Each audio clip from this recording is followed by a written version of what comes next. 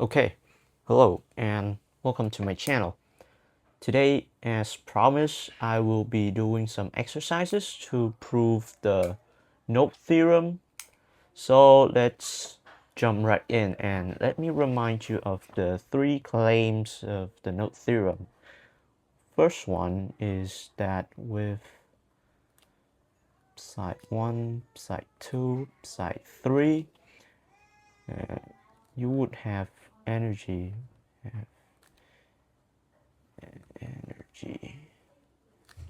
E1 less than E2 less than E3. That would be your first claim in 1D bound state. Next one is that every energy eigenstate psi n will have n minus 1 nodes.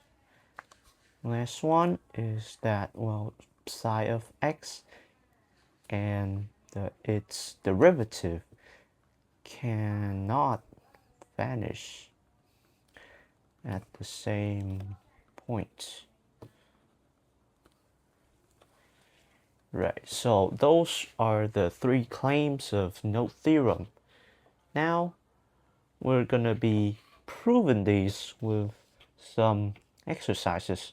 So let's name this one number 1, this number 2, this is number 3. Okay, so let's start with number 1 first. So with number 1,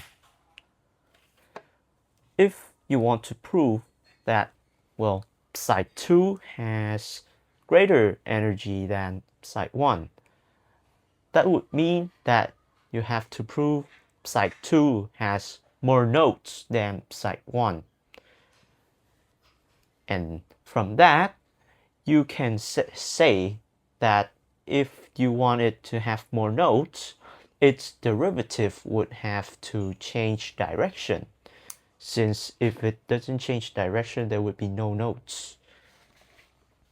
Right, so with number 1, let's start by looking at our Schrödinger equation, which I will be shifting it to this side to isolate this double derivative, second order derivative, whatever. So I would write it like this. And you want psi 2 to have more nodes than psi 1. Let's generalize that and say you want psi n plus 1 to have more nodes than psi n. We would generalize that and, well, let's write the Schrödinger equation for our energy eigenstates here. Let's start with psi of n, e of x here. Okay, should I write this e or should I write the curly e? I think this e would do for now. Psi n. Right. Next is psi n plus 1.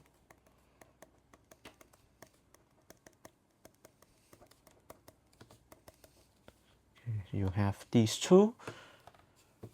Right. So what you want to do from now is that you would want to put these into a Wronskian determinant, because from that you will have the ability to compare its sign.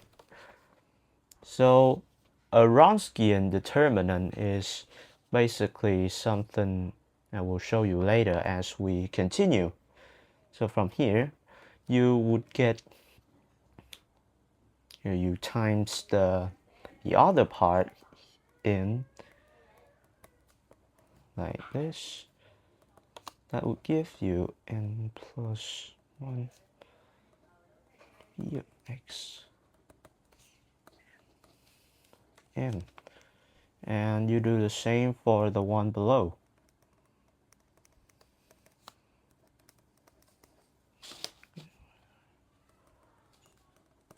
n plus 1, n plus 1. Right. Oh my gosh. Sorry. Okay, so this is what you got now. And you're just one step away from getting your Wronskian determinant. Now you minus the first term, you take the first term and you subtract the second term from it.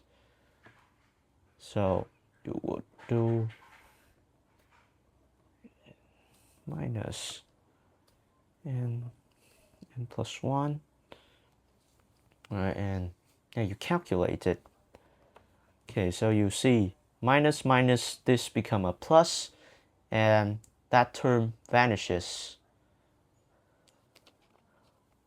Okay, so from here, that term gone, and that one's not gone. Yeah, keep the one after here, and the one here would vanish with these. Alright, so what you would get now is, well, that's a plus, E of n, psi n, and psi n plus 1. Alright, and with this guy here is called the Wronskian determinant. I might be wasting a little bit too much paper here. Okay, whatever, let's continue. Alright, and with this guy you can split the derivative out, and it would be just the first derivative. Alright, so now this is what you have. Do the same for one over there. No, you don't. I'm sorry, I'm just saying stuff.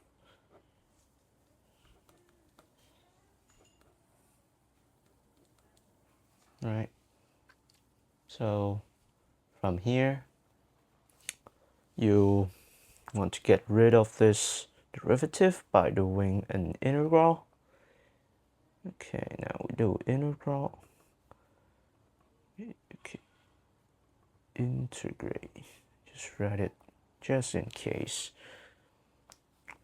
Now you have plus 1 plus 1. Now you would want to evaluate it in, well, for example, a system that would be bounded, because we're taking bound states here. So we say it's in the interval a to b. You do the same for the other one, and since these guys are constant, you can put these out. Right, the integral would hit the wave function, no, the energy eigenstate. Yeah, I just woke up, sorry guys. Alright, and from here you would want to, well, check for the sign, and the way you would want to do it is that you take its derivative at the start and at the finish. So basically the derivative of in A and the derivative at B. So you know that, well, your wave function sort of be starting like, okay, I should write here.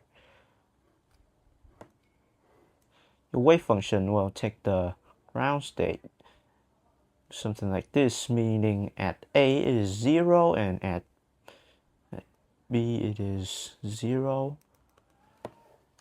So you can write this as, well,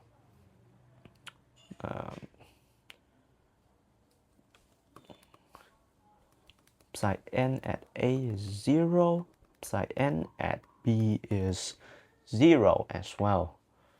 For, well, psi n of x would be greater than 0 if it's in the interval AB. All right. So from here, what you would get is, as I said before, you would take the first derivative and evaluate it.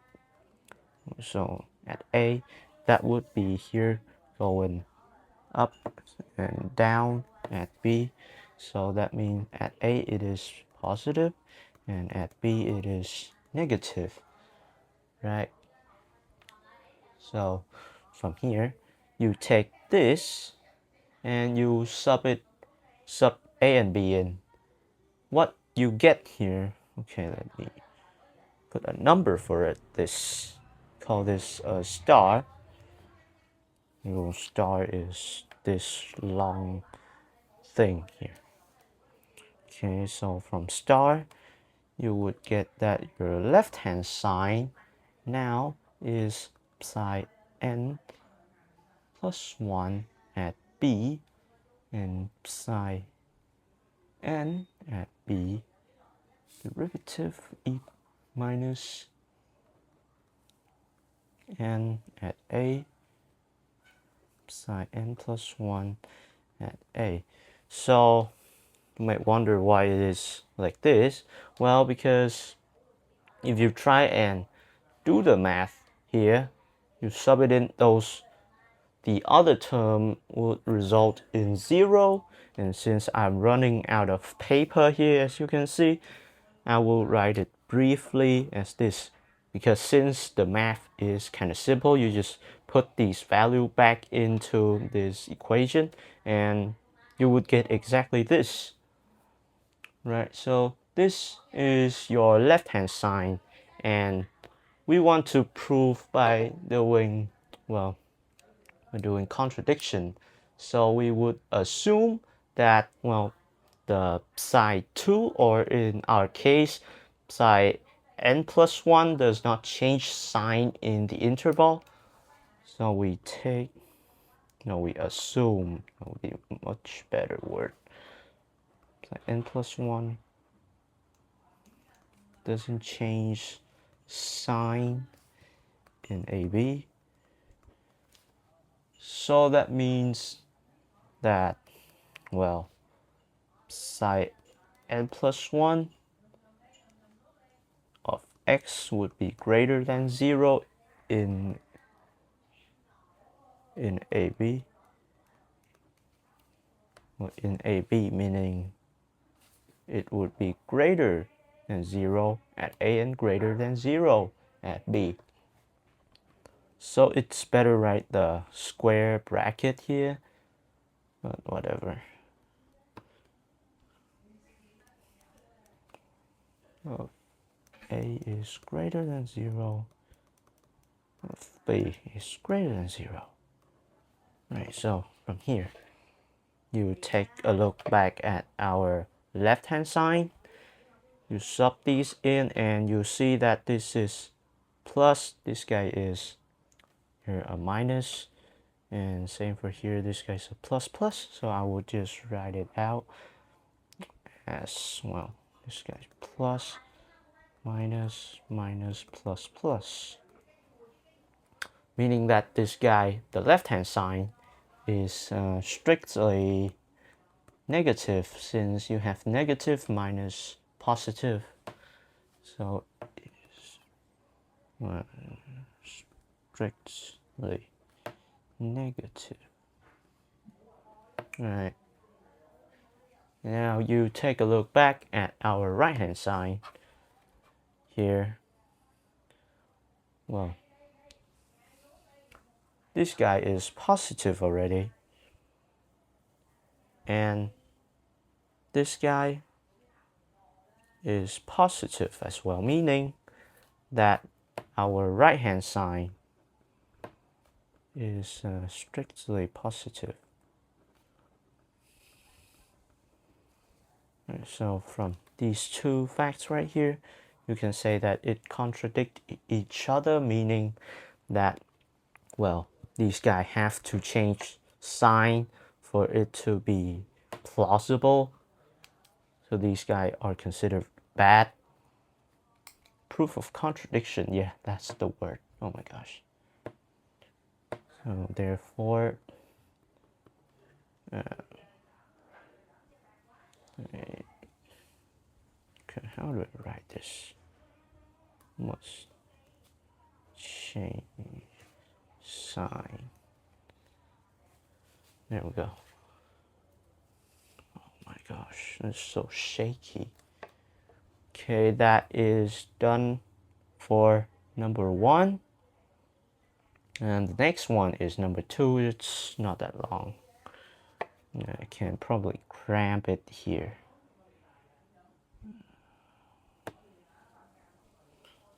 Number 2. Right, for number 2, any side of n would have to have n minus 1 nodes.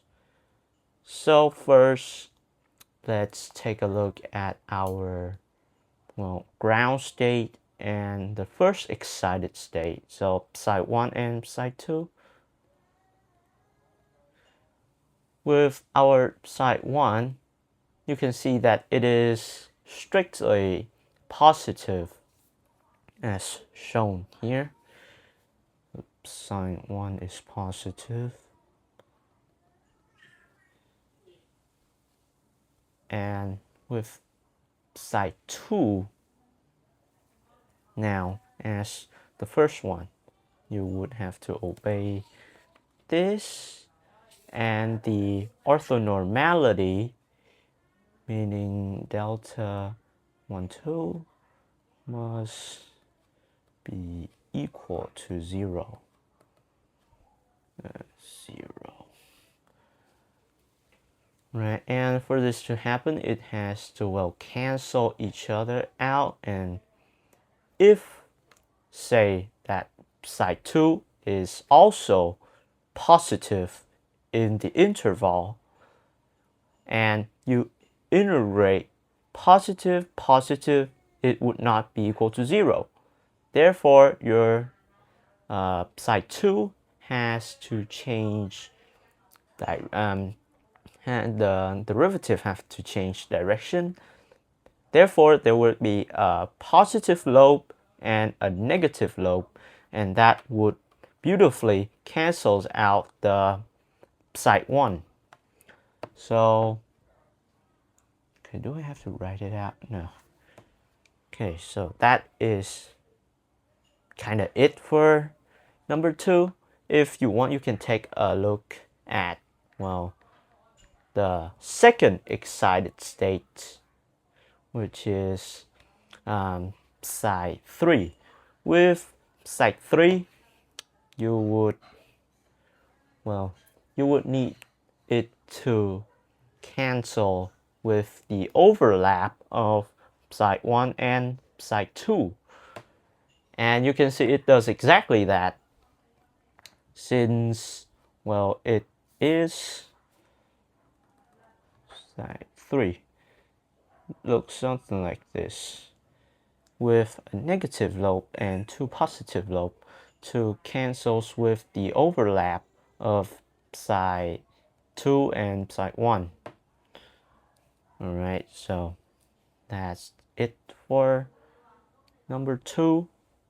You just apply that to up and up and up, and eventually you would reach the generalization that is any subside of n will have n minus 1 nodes if you count from 1. Right, so our third and final one, which is psi of x and its derivative cannot vanish at the same point. Okay. So with this, we would use something called the Picard-Lindelof theorem. And this theorem would, assure that our solution is fully determined by the initial value that we chose.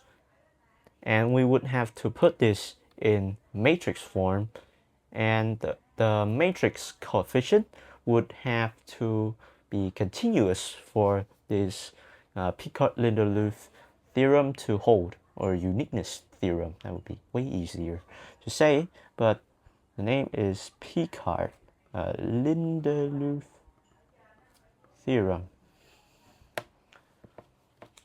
Okay, so to start from this, we would take a look at our good friend, the time-independent Schrodinger equation. Okay, so I will write it as, okay, maybe not this. It will be easier to see.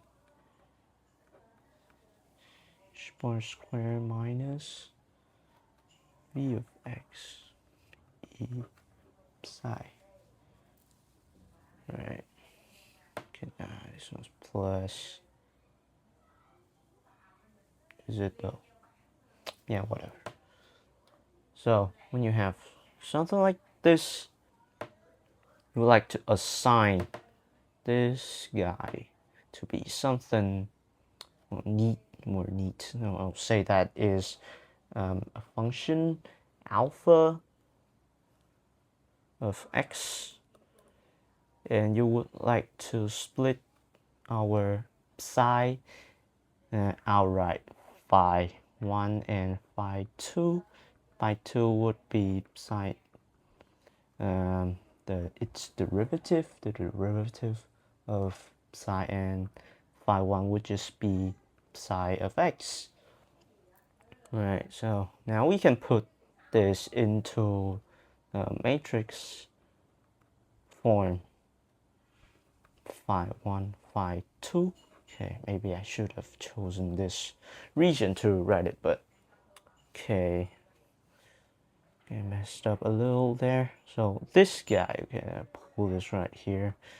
That would have to equal to, okay, 0, 1,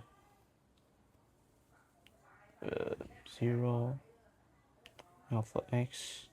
And if you wonder how I got this, basically you put the derivative here and here. You put derivative of phi 1, which is psi, you would get phi 2, and you derivative on phi 2, you get the second order derivative, which is up here. Right, so that's how you get this matrix coefficient, or coefficient matrix, on phi 1 and phi 2. And as I said before, you would want your matrix coefficient to be continuous for the Picard-Lindelof theorem to hold. And as you can see, this guy is continuous as long as our